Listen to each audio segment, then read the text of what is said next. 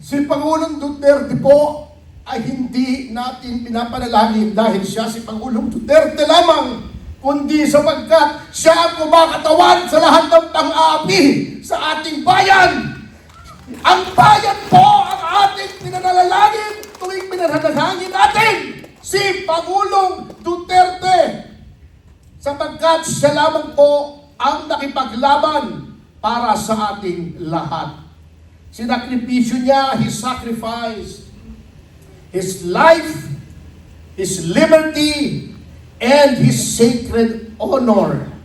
Sabi nga niya, I do not mind marching into hell so I can make the Philippines heaven for the Filipinos. At yan po ang nangyari. Si Atty. Topacio, nasusuong sa lahat ng haharapin din po ng ating Vice Presidente.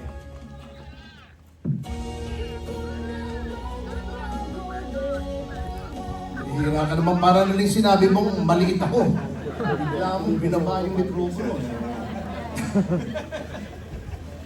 Magandang gabi po, isang maulan. Gabi sa atin, lahat.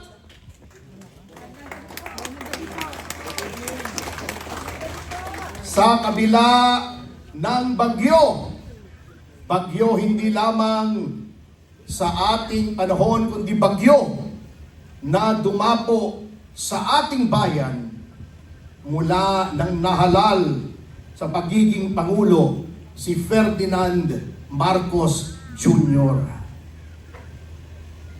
Alam niyo po, hindi na ako magpapakahaba, marami pang magsasalita.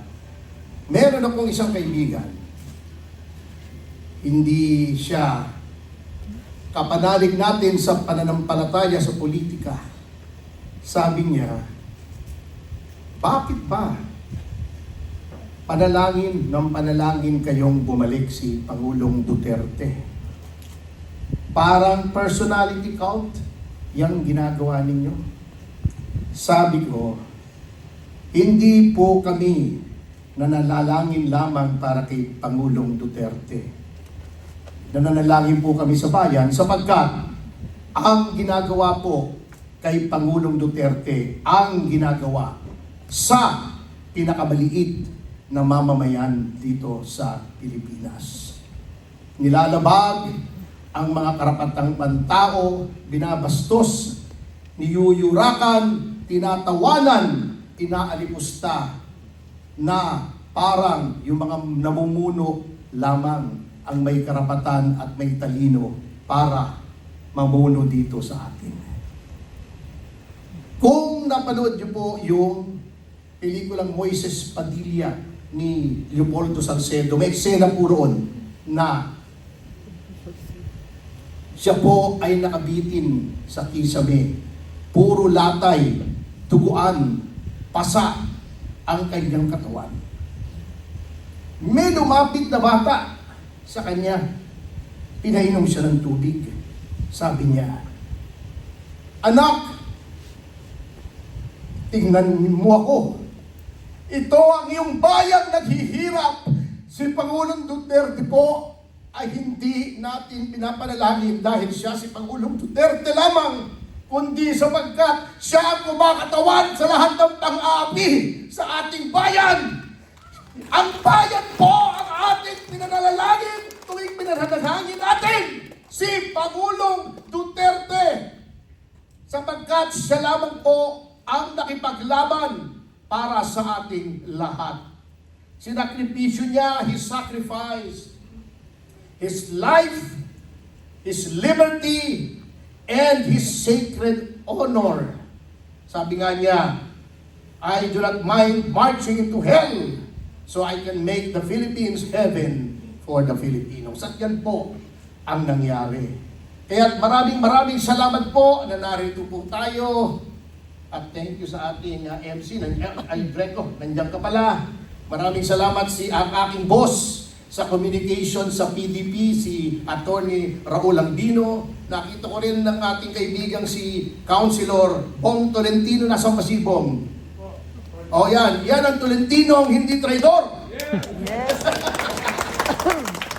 Meron palang Tolentino, hindi traitor. Yun, nangyari sa kanya, nangamote siya. Buti nga sa kanya. Ang mga nanalig, katulad nga ng sinabi, dito hindi po tayo nagpadala sa lapisang pangyarihan, sa pribilehiyo. Hindi po tayo gumaya sa kanila na habang naghihirap ang mga Pilipino ay sumasayaw sa New York. Nagkikipag-concert sa Duran-Duran. Yan ba ang tamang asta ng isang leader? Fiddling while Rome burns, parang si Nero. Kaya tama po na tayo dito sa Partido Demokratiko Pilipino ay hindi po nadadala sa mga ganyan. Tayo po ay naninindigan. Ngunit ano pong ginagawa nila? Tinatakot po tayo, dinidemanda kami, mga vloggers, mga journalist, kapag nagsasabi ng katotohanan, tinatakot po pati ating mga senador, pati ang ating mga leader, ipadadala din daw sa Hague. Tinatakot lahat ng pangkaraniwang mamamayan. Ginagamit ang NBI, ang PNP, lahat ng ahensya ng gobyerno ginagamit para tayong takutin. Ngunit, huwag po tayong matakot, mga kasama. Huwag na huwag. Sapagkat pag natakot tayo, panalo na po sila. Huwag po natin hahayaan na sila ay manalo. Kita niyo yung ginawa ng eleksyon kay Pe, kay Jimmy, kay JD, kay Raul. Dinaya po. Kita niyo. Ang sinasabi ng mga iba na merong nasa pagitan ng transparency server na hindi mo malaman kung anong manipulasyon ang ginawa sa ating mga boto. Sabi po nila, the voice of the people is the voice of God. Therefore, kung ikaw ay hindi mo pinalabas ang boses ng mga tao, na boses ng Diyos, ikaw ay demonyo. Kaya sila po ay mga demonyo. Tayo po ang mga anghel na kailangan talunin sila. Kaya sa pagtatapos, mga kasama, katulad ng sinabi ko, ang kalaban lamang po natin dito ay takot. Ngunit huwag tayong matakot, huwag tayong patatakot sa kanila. Sa kabila ng kanilang kapangyarihan, sa kanilang military, sa kanilang mga pulis, sa kanilang NBI, sa kanilang lahat ng ehensya ng gobyerno, tayo, taong bayan, tayo ang may tunay na kapangyarihan sa isang demokrasya. Kaya bilang pagtatapos ay nais ko po lamang basahin ang isang talata po sa Biblia mula po kay Propetang Isayas, na ito lang po ang ating ilalagay sa ating isipan tuwing tayo po ay nagdududa, tuwing tayo ay tinatakot, tuwing tayo ay kinakabahan. Ito po ay pangako ng Panginoon sa kanyang mga lingkod, sa mga banal na taong lumalaban sa kasamaan. Ito ang sabi ng Propetang Isayas na tagubilin ng ating Panginoon. Huwag tumahimik kayo at makinig. Tayo ay nasa malayong lupain. Sabi niya, parang po nangyayari dito sa atin. Parang napakalayo na natin sa tunay na Pilipinas noong panahon ni Pangulong Duterte. Ngunit, sabi ng Panginoong Diyos, huwag kang matakot. Ako'y sa iyo. Ako ang iyong Diyos. Hindi ka dapat mangamba. Palalakasin kita at tutulungan, iingatan at ililigtas. Lahat ng may galit sa iyo ay mapapahiya at mamamatay ang sinumang lumaban sa inyo. Dapat pakinggan ito ni Secretary Remulla. Mamamatay ang sino mang lumaban sa inyo. Hindi ako nagsasabi nito, ha? Hahanapin ninyo sila, ngunit hindi makikita. Mawawala na sila ng lubusan dito sa lupa. Ako si Yahweh na iyong Diyos ang magpapalakas sa iyo. Ako ang nagsasabi, huwag kayong matakot at tutulungan ko kayo. Kaya aanyayahan ko po sana kayong lahat na tumayo at manalangin. Narito po kami ngayon upang idalangin hindi lamang ang aming mahal na presidente, si Rodrigo Roa Duterte, ngunit ipanalangin na rin po ang aming bayan. Ang aming bayan po ay nasasadlak sa hirap, sa pang-aapi ng mga nasa kapangyarihan, sa pagyurap ng aming mga karapatan. Sa lahat po ng ito, kami po ay nananalig na hindi na po magtatagal ang dalamhati at hilahil na ito, Ama. Ama, bigyan niyo po kami ng lakas, bigyan niyo po kami ng paninindigan, bigyan niyo po kami ng tapang upang lumaban sa mga abusado, mga masasamang tao, sa mga magnanakaw, sa mga mapangapi. Panginoong Jesus, lumalapit po kami sa inyo.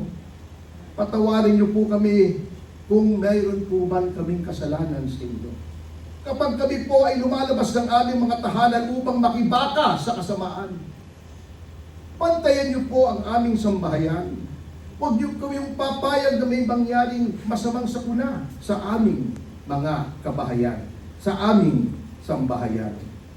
Bigyan niyo po kami lahat ng pinakamahabang buhay at pinakamabuting kalusugan. Bigyan niyo rin po kami ng biyaya na magagamit namin hindi lamang sa aming kasariling pangangailangan, kundi sa paglilingkod po sa inyo sa amin pong paglaban na hinaharap.